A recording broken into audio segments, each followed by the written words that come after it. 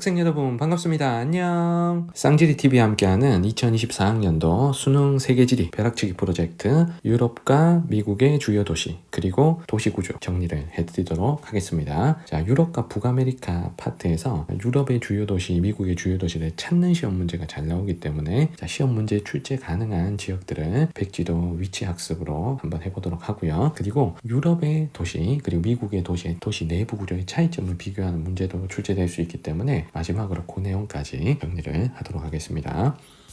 자, 먼저 유럽의 백지도를 띄워놓고 자, 출제가 가능한 유럽의 대표 도시들 찾아보도록 하겠습니다. 선생님이 먼저 빨간색으로 표시하는 도시들은 도시 이름과 특징을 정확하게 아셔야 되는 출제가 가장 유력한 도시들입니다. 자, 먼저 런던을 찾겠습니다. 자, 런던은 영국 남쪽의 C죠. 자, C 런던. 자, 런던의 특징을 적을게. 자, 런던이 최상위 계층의 세계 도시죠. 최상위 세계 도시다. 자, 최상위 세계 도시는 뉴욕, 런던, 도쿄 딱 3개 있죠. 꼭 외우셔야 돼. 최상위 세계 도시. 자, 그리고 런던을 상징하는 빅벤 시계탑이라든가 타워 브릿지나 이런 랜드마크들 좀 기억하시고, 그리고 런던을 흐르는 강이 템즈 강이잖아. 자, 이런 말들 기억합니다. 자, 그리고 런던의 금융 중심가가 카나리 워프, 그리고 시티 오브 런던이 있죠. 자, 그리고 세계 경도의 기준선 본초 좌우선이 영국의 그리니치 천문대를 지나는 선입니다. 자, 여기 런던 동쪽에 있죠. 그래서 본초 좌우선이 통과하는 곳이 바로 영국 런던이다. 이렇게 알고 계십니다. 자, 런던의 특징 쭉 썼고요. 자, 두 번째 도시 프랑스 수도 파리를 찾을게. 자, F가 파리죠.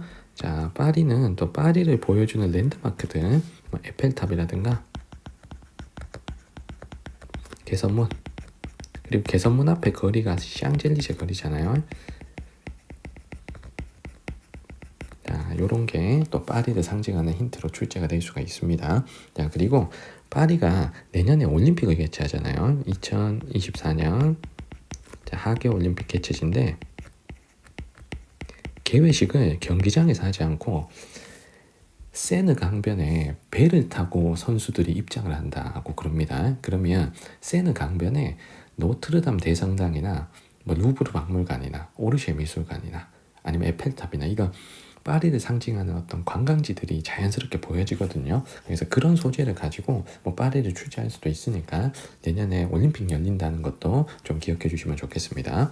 자, 그리고 파리가 외곽의 신흥 업무 지역이 라데팡스라는 지역이 있어요. 라데팡스, 여기가 자, 파리 도심이 아닌 외곽에 위치한 자, 신흥 업무 지역입니다. 외곽의 신흥 업무 지역 라데팡스, 요 이름 좀 기억합니다. 자, 두 번째 도시 파리를 찾았고요. 자, 세 번째 도시 유럽 최고의 항구 도시 자, 로테르담을 찾겠습니다. 요 D가 로테르담이죠. 자, 로테르담은 선생님이 공업 파트 유럽의 공업 지역 공부할 때 많이 강조를 드렸습니다. 자, 로테르담은 라인강 하구에 위치한 도시죠. 라인강 하구에 위치한다. 그래서 라인강과 북해, 대서양까지 연결하는 가장 중요한 항구 도시. 그래서 유럽 최고의 최대의 물동량을 자랑하는 유로포트로 불리는 유럽 최대 항구 도시입니다. 여기에 석유화학 산업이 발달한다는 것까지 기억해 주세요. 자, 네 번째 도시 유럽연합 본부가 있는 벨기에의 브뤼셀을 찾겠습니다. E가 브뤼셀이죠. 자, 브뤼셀은 유럽연합 본부, EU 본부가 있다. 자, 그리고 브뤼셀은 두 개의 언어를 씁니다. 자, 브뤼셀 북쪽에는 네덜란드어를 쓰고 남쪽에는 프랑스어를 쓰잖아요. 그래서 벨기에, 네덜란드, 프랑스어를 같이 쓰는 지역이 자, 두 언어를 다 쓰는 지역이 브뤼셀입니다. 그리고 우리 벨기에 언어 갈등 중요하다 그랬으니까 꼭 기억하셔야 돼요. 자, 그리고 첨단 산업 도시 중에 중요한 도시 자, G 꼭 하셔야 됩니다. 자, 여기가 소피아 앙티폴리스라는 도시죠. 소피아 앙티폴리스. 자, 프랑스 최고의 첨단 산업 지역입니다. 여기 첨단 산업 클러스터. 기후는 당연히 뭐겠어? 지중해성 기후겠지. 그래서 쾌적한 연구 환경을 갖추고 있고, 그리고 프랑스의 국책 연구기관이라든가 유명한 대학교들이 다 여기 모여있는 대표적인 첨단 산업 클러스터입니다. 소피아 앙티폴리스 꼭 기억하시고, 그리고 주변에 칸이나 니스 같은 또 세계적인 휴양지들이 또 가까이 있습니다. 자, 6번째 도시 바르셀로나를 찾을게. 자, 바르셀로나는 스페인 북동부 카탈루냐 지방의 중심 도시죠. I가 바르셀로나입니다. 자, 바르셀로나는 카탈루냐 지역의 대표 도시. 자, 카탈루냐 지역이 여기죠. 요렇게가 카탈루냐 지역이잖아요. 그래서 카탈루냐 대표 도시다. 카탈루냐 지방. 그래서 여기는 분리 독립 움직임이 있잖아, 맞지? 자, 에스파냐 정부로부터 분리 독립 요구가 있는 카탈루냐 지방의 중심 도시 바르셀로나 꼭 기억하셔야 됩니다. 자, 그리고 선생님이 빨간색으로 표시한 도시가 지금 6개인데 이 6개는 정말 중요합니다. 그래서 이 6개는 반드시 좀 기억을 하시고요. 자, 그리고 선생님이 오렌지색으로 표시할 도시들은 자, 여기보단 중요도가 떨어지지만 그래도 출제될 수 있는 도시들입니다. 자, 하나씩 해볼게요. 자, 먼저 A를 갈게. 자, A 여기가 스코틀랜드 정부의 자치 수도가 있는 에든버러입니다. 에든버러. 자, 에든버러는 스코틀랜드 자치 정부의 스코틀랜드 자치 정부 수도다. 스코틀랜드는 지금 영국에 속해 있잖아요. 그래서 스코틀랜드 자치 정부의 수도지 영국의 수도는 당연히 런던입니다. 자, 여기에 스코틀랜드의 첨단 산업 단지 실리콘 글렌이 있죠. 실리콘 글렌까지 좀 기억해 주시고요. 자, 그 다음에 B 도시를 찾을게. 영국의 요크셔 랭커셔 지방의 중심 도시 맨체스터입니다. 자, 우리 축구로 유명한 도시죠. 자, 맨체스터는 산업혁명기 때 대표적인 자, 공업 도시입니다. 산업혁명기 대표적인 전통공업 지역. 자, 지금은 공업이 좀 쇠퇴했겠죠. 과거 영국의 대표적인 석탄, 탄전 주변의 전통공업 지역이었습니다. 자, 맨체스터 봤고요. 자, 그리고 에스파냐 H를 볼게. 자, H가 있는 요 지역을 우리는 바스크 지방 이렇게 불러요. 자, 요 지역 H 도시가 있는 요 지역을 바스크 지방이라 부르는데 요 바스크 지방도 분리 독립 움직임이 있습니다. 자, 시험 문제는 주로 카탈루냐가 출제가 되기 때문에 선생님이 분리 독립 운동할 때 바스크는 이번에 뺐습니다. 그래도 좀 기억을 해주세요. 혹시 모르니까. 자, 바스크 지방의 중심 도시 H가 빌바오라는 도시입니다. 자, 그래서 아무튼 바스크도 카탈루냐처럼 자, 분리 독립 요구가 있는 지역. 여기도 민족이 다르고 자, 문화적 차이가 있기 때문에 그렇습니다. 자, 그리고 이탈리아의 도시들이 쭉 나오는데요. 자, 일단 이탈리아의 수도는 여기 중부지방의 L입니다. 여기 로마입니다. 여기가 이탈리아 수도고, 자, 그리고 뭐 문화유산이 엄청나게 또 많은 도시기도 하잖아요. 자, 그리고 로마에는 자, 가톨릭의 본사인 바티칸이 있습니다. 그래서 로마 안에 바티칸 시국이라는 별도의 나라가 있는 거 여러분들 아시죠? 자, 그리고 이탈리아 북부에 지금 두 도시가 있습니다. 요 J가 밀라노입니다. 자, 이탈리아 북부 경제 중심지입니다. 자, 여기는 뭐 패션 산업이 엄청 유명하죠. 맞죠? 밀라노 패션. 자, 그리고 파다니아의 중심 도시다 라고 알고 계시면 됩니다. 여기 파다니아 지방. 요 파다니아 지방도 분리 독립 운동이 있잖아. 맞지? 자, 파다니아 지방의 대표 도시 밀라노 봤고요. K는 볼로냐라는 도시인데 자, 요 주변이 제3이탈리아죠. 그래서 제3이탈리아가 뭐 볼로냐 그리고 베니스 뭐 이런 데를 중심으로 이탈리아 북동부 지역에 제3이탈리아가 있습니다. 자, 그리고 전반적으로 이탈리아 북부 지역 밀라노, 볼로냐, 뭐 베니스 이쪽을 우리가 파다니아 지방이라 부르죠. 자, 여기도 분리 독립 요구가 있는 지역입니다. 자, 그리고 M을 보시면 요 M이 스웨덴의 수도 스톡홀름이라는 도시입니다. 자, 스칸디나비아 반도 최대 도시고, 자, 여기에 시스타 사이언스 파크라는 또 첨단 산업 단지가 있습니다. 시스타 사이언스 파크. 자, 뭐 에릭슨이라든가 이런 스웨덴의 또 전자기업들 그리고 스웨덴의 정보통신 기업들이 대부분 여기 시스타 사이언스 파크에 있어요. 자, 이렇게 해서 자, 유럽의 주요 도시들 정리를 했습니다. 일단 빨간색으로 표시한 도시를 1순위에 놓고 여러분들이 꼭 외워주시고, 자, 주황색에 있는 도시들도 출제가 가능한 지역이니까 여러분들 위치 공부 꼼꼼히 해주셔야 되겠습니다. 자, 관련된 문제. 올해 9월 모평 10번 문제를 볼게요. 자, 가는 주변 산지의 석탄 철광석을 바탕으로 조선 제철업 등이 발달했으나 중공업 섹터를 위기를 겪은 이후 결정적인 힌트. 에든버러와 함께 실리콘 글렌의 중심이 되었다. 요 실리콘 글렌과 에든버러는 스코틀랜드에 있는 거죠. 맞죠? 자, 그럼 스코틀랜드에 있는 유일한 도시 A가 정답이 되는 겁니다. 가는 A. 이 A 도시가 글래스고라는 도시인데, 자, 도시 이름을 몰라도 스코틀랜드 쪽이다 해서 A를 골라야 됩니다. 자, 나는 무조건 알아야 돼요. 라인강 하구, 대규모 항구도시, 석유화학 단지라는 힌트를 통해서 로테르담이라는 거 쉽게 찾겠죠. 자, 로테르담은 C입니다. 자, 그리고 다는 칸, 니스 등 세계적 휴양 도시 인근에 있다. 자, 그리고 정보통신, 생명과학 등 첨단 산업 지역으로 변모한 여기가 F의 소피아 앙티폴리스를 설명하는 거죠. 자, 정답은 A, C, F 1번입니다. 자, 올해 6월 모평 13번으로 갈게요. 자, 아예 시스타 사이언스 파크라고, 시스타 사이언스 시티라고 이름이 나와 있습니다. 이 시스타는 스웨덴 수도 스톡홀름에 위치한다 그랬죠. 자, 요거를 알았으면 너무 쉽게 정답을 맞춥니다. 자, 스웨덴 스톡홀름이 여기 A죠. 자, 정답은 1번이고요. 자, 만약에 기억이 안 났어도 요거 보고 맞출 수 있어. 발트해 연안 국가의 수도에 위치한다라고 했습니다. 여기서 요 발트해가 요 바다죠. 선생님이 파란색으로 표시한 이 바다가 발트해입니다. 자, 발트해 연안에 위치한 나라가 지금 A밖에 없기 때문에 정답은 1번으로 너무 쉽게 고를 수 있는 겁니다. 자, 그 다음에 한 문제 더 볼게요. 자, 작년 6월 모평 4번 문제인데, 자, 가가 패션 산업이 유명하고, 그리고 북부 지역이 남부 지역과 경제적 격차가 커서 이탈리아 중앙 정부로부터 분리 독립운동을 하는 파다니아 지방의 도시하면 여기선 C를 고르면 되죠. 자, C는 밀라노였습니다. 자, 나는 에스파냐 얘기를 하면서 마드리드와 갈등이 있다. 이거 축구만 봐도 바르셀로나인 거 알겠지? 맞지? 그리고 카탈루냐 지방에서 독립을 요구하는 도시 하면 D에 바르셀로나를 연결하시면 너무 쉽게 정답은 5번 이렇게 나오는 거죠.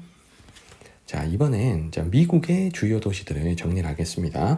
선생님이 표시한 이 10개 도시는 반드시 다 아셔야 돼요. 미국은 10개 도시 다 알아야 된다. 자, 먼저 A부터 갑니다. 자, A가 시애틀입니다. 자, 미국은 우리 공업지역 할 때 도시들 특징을 많이 다뤘으니까 그 내용들이 기억이 나야 돼요. 자, 시애틀은 항공기 제조업이 유명하지.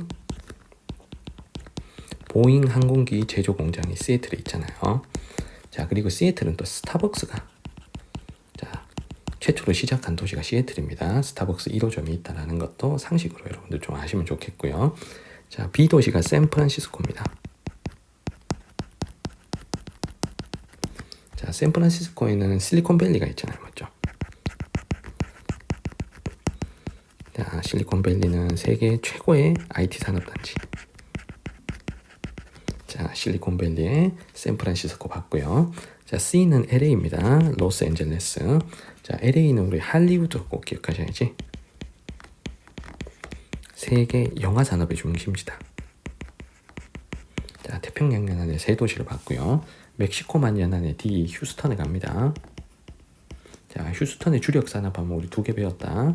석유화학 산업 그리고 우주항공 산업.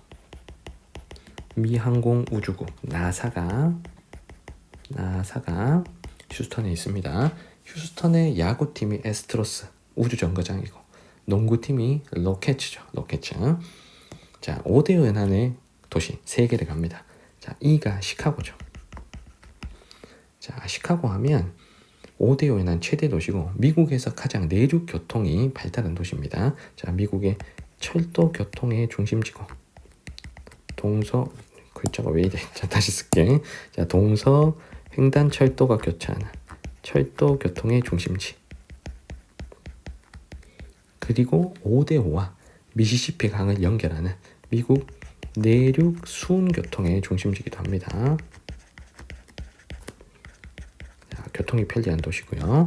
자, 그리고 시카고는 우리 동심원 구조 이론 하면서 도시 구조 이론을 공부하는데, 이 동심원 구조라는 게 외곽에는 고소득층이 살고 도심 근처는 저소득층이 사는 이론. 이 이론을 동심원 구조의 도시 모형 이론이라고 합니다.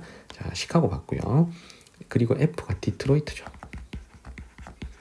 자, 러스트벨트를 대표하는 디트로이트가 과거에 자동차 공업으로 유명했던 도시입니다. 자, 또 하나의 러스트벨트 대표 도시 피츠버그를 볼게. 자, 피츠버그 쥐고 과거에 US 스틸이 있었던 철강 산업 도시였습니다. 자, 시카고, 디트로이트, 피츠버그, 오데오연한 러스트벨트의 세 도시를 봤습니다. 자, 그리고 대서양 연안에 H 보스턴을 갈게. 자, 보스턴은 미국에서 나름 역사의 중심지점이었죠. 보스턴 차사건부터 해서 미국 독립이 시작이 되니까.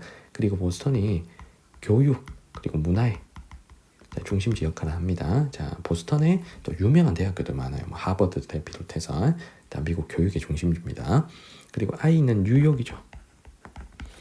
자, 뉴욕은 너무 중요하지. 자, 뉴욕은 최상위 세계 도시잖아.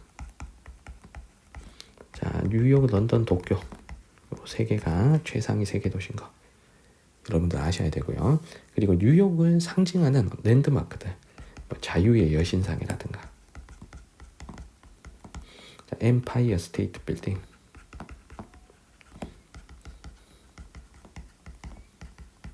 뭐 비롯한 여러 랜드마크들이 있잖아요. 그리고 뭐 브로드웨이, 뭐 타임스퀘어, 뭐 맨해튼, 뭐 이런 말들 다 뉴욕을 뜻하는 말이죠. 그리고 뉴욕에 전 세계 최대의 금융시장이 있는 월스트리트, 월가, 그리고 뉴욕에 국제연합 UN 본부가 있는 것까지 자, 기억하시면 좋겠습니다. 자, 뉴욕을 봤고요. 자, 그리고 마지막 J가 워싱턴이죠.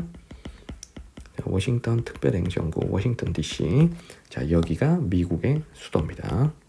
자, 미국 수도 뉴욕이다 그러면 이거 무식이 탄로나는 거예요. 알겠죠? 그래서 워싱턴 DC 여기가 수도입니다. 자, 그리고 보스턴부터 워싱턴까지 이어지는 자, 요 중간에 뭐 볼티모어, 필라델피아까지 해서 자, 대도시권이 연속적으로 이어지는 요 지역을 우리가 뭐라 부른다? 메갈로폴리스라 부르죠. 대도시권이 연속적으로 이어진 권역을 우리는 메갈로폴리스라고 하니까 요 메갈로폴리스라는 말이 나오면 무조건 미국 대서양 쪽으로, 북동부 대서양 쪽으로 갑니다. 자, 그러면 우리 미국의 도시들까지 정리했고, 그리고 미국의 도시들 인구 순위를 한번 파악을 해볼게. 자, 미국의 1위 도시, 인구 1위 도시는 뉴욕입니다. 뉴욕의 1위 도시, 2위 도시가 LA고요. 자, 3위 도시가 시카고입니다. 그리고 4위 도시가 휴스턴이에요. 1, 2, 3, 4등까지 정도는 알고 계시는 게 좋겠습니다. 자, 관련된 문제 하나를 풀어볼게요. 자, 먼저 가나를 지도에 AC에서 고른 거. 자, 가가 편리한 수은과 지하 자원을 바탕으로 중화학공업이 발달했고 자동차 산업이 발달했는데 최근에 제조업 침체 지역인 러스트벨트에 위치한다는 걸 통해서 C라는 걸 알 수 있겠죠. 이 C는 디트로이트입니다. 자, 나는 석유화학 산업 그리고 우주항공 산업이란 힌트를 통해서 좀 B, 휴스턴을 찾을 수가 있겠죠. 정답은 C, B, 5번입니다.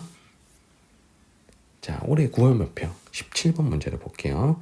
자, 먼저 갑이 항공산업 발전 과정을 조사하겠대. A에서 자, A가 시애틀이니까 자, 시애틀에는 항공기 제조 발달하잖아. 자, 그래서 갑이 맞는 거죠. 자, 을이 실리콘밸리의 첨단 산업에 대해 조사한다고 했는데 실리콘밸리는 여기 샌프란시스코에 있는 거죠. B에 있는 게 아니지. 자, 그래서 을은 틀렸습니다. 자, B는 포틀랜드라는 도시인데 뭐 크게 중요한 건 없습니다. 자, 병은 C가 속한 메갈로폴리스의 범위와 교통망을 조사하겠대요. 자, C가 워싱턴이잖아요. 자, 보스턴부터 워싱턴까지를 우리는 메갈로폴리스라고 하니까 자, 병은 맞는 설명이고요. 자, D가 남부 최대의 석유화학 단지를 조사하겠다는데 이 남부 최대의 석유화학 단지는 여기 휴스턴에 있어야 됩니다. 자, D에 있는 게 아니죠. 그래서 정이 틀렸습니다. 자, D는 애틀란타인데 크게 뭐 나올 만한 건 없습니다. 정답은 2번입니다. 자, 한 문제 더. 자, 다음 글은 미국의 두 도시에 관한 설명이다. 가나에 해당하는 도시를 골라볼게요. 자, 가는 미국 북동부의 도시다. 보스턴, 워싱턴 등과 메갈로폴리스를 형성한다. 메갈로폴리스 하면 여기서는 B를 가야지 맞지? 자, B가 뉴욕이죠. 자, 여기 보면 맨하탄, 타임스퀘어, 엠파이어 스테이트 빌딩 같은 힌트도 뉴욕임을 말하고 있습니다. 자, 나는 5대5 나는 말을 통해서 바로 A를 고를 수가 있잖아.